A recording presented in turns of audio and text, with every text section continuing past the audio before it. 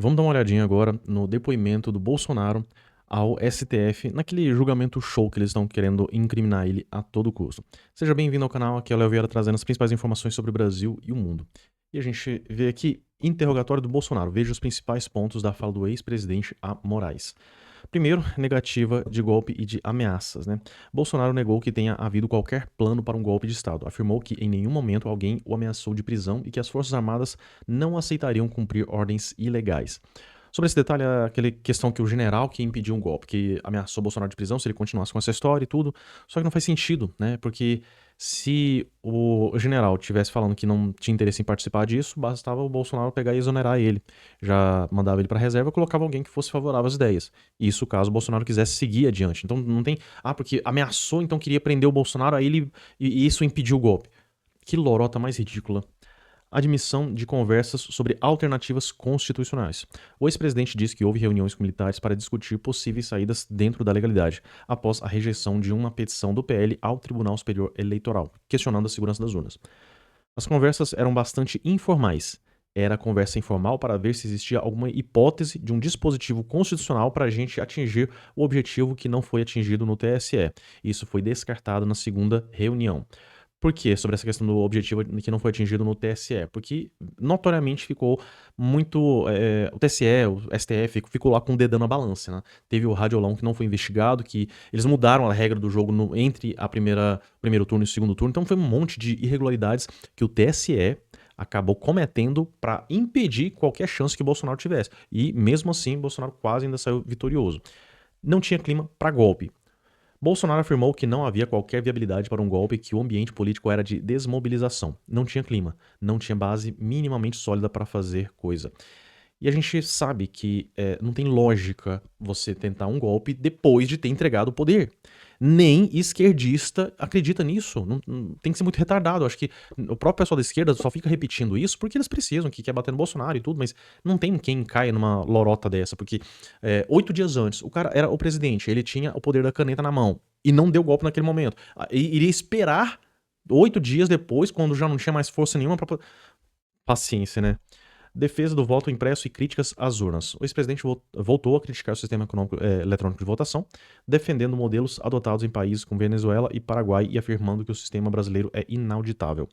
No Paraguai, no meu entender, é o ideal, como passou a existir nas últimas eleições, até na Venezuela. Nós não podemos esperar que aconteça isso no Brasil para tomar uma providência.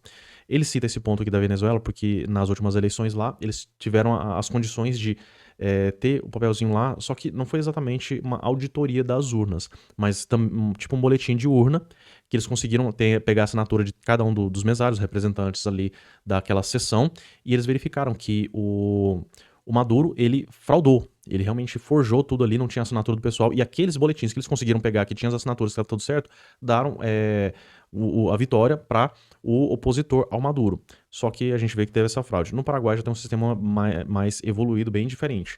Por isso que ele cita esses pontos. E, ao meu ver, Bolsonaro erra em criticar as urnas. Principalmente porque isso pode ter atrapalhado também nas eleições. Boa parte da abstenção que teve provavelmente foram de eleitores do Bolsonaro que, escutando ele falar que as urnas não funcionavam, que não adianta votar ali, que o voto ia para outra pessoa e tudo. Aí o que acontece? O cara acreditando nisso, né? Pensa, já que o Bolsonaro, que é o maior interessado nisso, tá falando que não adianta votar nessas urnas, não vou nem perder meu tempo saindo de casa para poder pegar a fila e ir lá votar. Então, deixa quieto. E isso pode ter feito a diferença. É a minha visão. Desculpas a Alexandre de Moraes, né? Questionado sobre insinuações feitas no passado que ministros estariam recebendo propina durante as eleições, Bolsonaro pediu desculpas a Moraes e disse que se tratava de um desabafo, sem provas. Não tem indícios nenhum, senhor ministro. Me desculpe, não tinha qualquer intenção de acusar de qualquer desvio de conduta os senhores três. A minha visão sobre essa questão pode ser que não teve valor monetário, mas essa guerra de poderes lá em Brasília que acontece nos bastidores é muito grande. E a gente percebe, o próprio Moraes, ele não é um fã do Lula, ele não gosta do Lula, ele foi indicado pelo Temer, né? O que eles queriam desde que o Bolsonaro entrou no poder foi reviver aquela direita, entre aspas, né? Que a gente vê que é o centrão, né? Eles podem chamar de centro-direita ou centro-esquerda, tanto faz. Centrão é sempre fisiológico, é o pessoal que tá atrás ali do poder, né? Não tem ideologia. Se for pra falar que eles são religiosos, eles falam que são religiosos. Aliás, até a esquerda fala isso, né? Mas o objetivo principal desse pessoal, com tudo isso, com todas essas lambanças que eles vêm fazendo, com todo esse circo, que eles estão fazendo aí, esse jogo de cartas marcadas, é para reviver o PSDB e aquele centrão que eles querem recolocar como direita, né, abafando essa direita que seria bolsonarista. É esse que seria o objetivo principal, na luta de poder. Não sei se teria valor financeiro envolvido diretamente assim. E sobre a minuta do golpe, Bolsonaro disse que não tem qualquer responsabilidade sobre a chamada minuta do golpe. Documento é encontrado com o ex-ministro da Justiça, Anderson Torres, que previa uma intervenção no Tribunal Superior Eleitoral e a permanência de Bolsonaro no poder, mesmo após a derrota nas urnas. Segundo Bolsonaro, o texto foi apresentado de maneira superficial em uma televisão durante uma reunião, sem qualquer discussão aprofundada sobre o conteúdo. Palavras do Bolsonaro, disse, foi colocado numa tela na televisão e mostrado de forma rápida ali, disse. Tinha os considerandos ali apenas. Não tinha cabeçalho nem o fecho, só isso. O ex-presidente negou qualquer envolvimento na redação ou alteração do documento. Não escrevi, não alterei, não digitei nada, não tenho responsabilidade sobre essa minuta. E reforçou que a proposta foi imediatamente descartada. Não se discutiu nada além disso. Foi abandonada qualquer possibilidade de ação constitucional.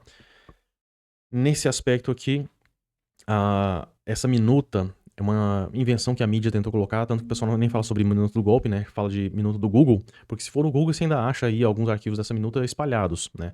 E o que a mídia faz? Eles pegam vários trechos dessas minutas que estão rodando aí pela internet e vão montando aquele Frankenstein pra pegar, tá vendo isso aqui, ó, a minuta do golpe, tudo, pra tentar fazer as pessoas acreditarem que isso era o que tava rodando.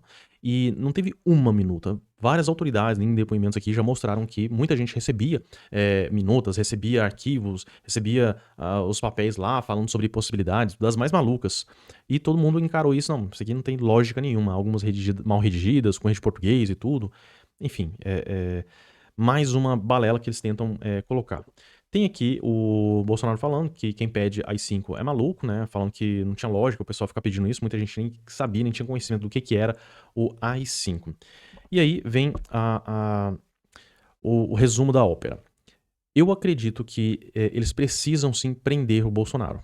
Antes, eu não tinha dúvidas que ele seria preso, porque para poder justificar todas as lambanças que o STF vem fazendo, eles teriam que fazer a prisão do Bolsonaro para poder justificar, tá vendo? Como havia esse golpe, a gente tinha que fazer todas essas lambanças que a gente fez aqui e rasgou a Constituição, e mesmo censura sendo proibido pela própria Constituição, a gente aceitou, tal.